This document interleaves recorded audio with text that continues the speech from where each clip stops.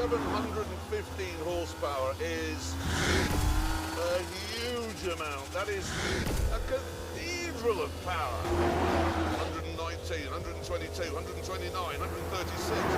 God, that is so quick. And the best thing is, it's old school. All of that power goes to the rear wheels. There's no four-wheel drive, there's no four-wheel steering, there's no fancy trickery. Oh, look at this. Drifting with the traction control on. Yes. Like this. And with the traction control off, I liked it even more.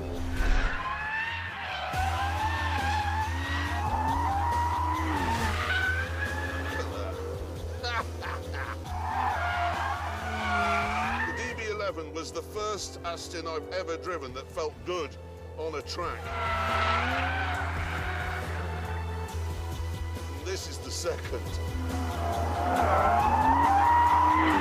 Jesus, what a car! Ah, Richard Hammond driving around in Chatsworth House here. This engine, this twin-turbo 6-litre W12 is actually the all-new engine out of the Bentley, but set up specially for this car, putting out 626 brake horsepower, and it's mounted further back in the car than before, and the front wheels are further forwards, which gets it closer to 50-50 weight distribution. And there's the key word, weight. There's a lot of it. 2¼ tons of it. So for it to stand a chance of doing anything sporting, it's all about controlling that weight. To do that, Bentley has equipped the Continental with an arsenal of high-tech weapons. Torque vectoring, four-wheel drive, super-fast adaptive suspension, and active diffs. All of which means this big old Hector can, to use appropriate Bentley parlance, pick up its skirts and run. Oh, lovely!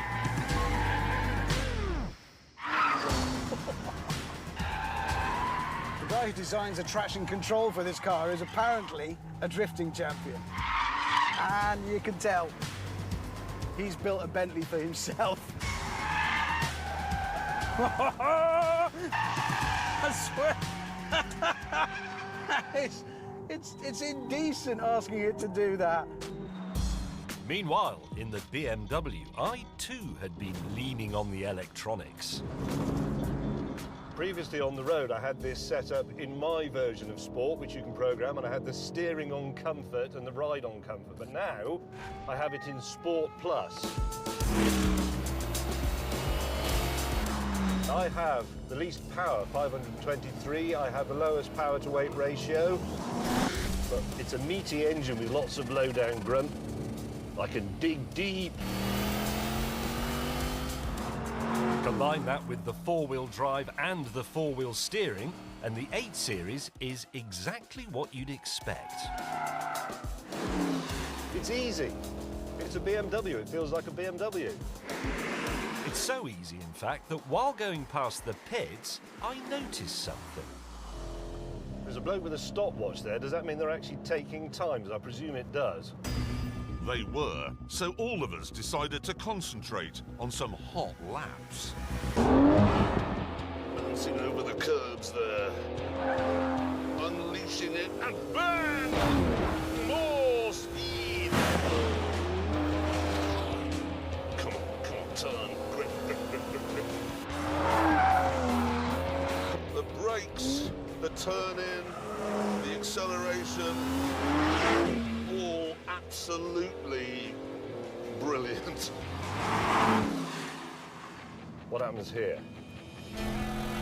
Stay wide, dab of brakes. Now beat it. Is this the fast one or the slow one? God, it can pick up. It just charges.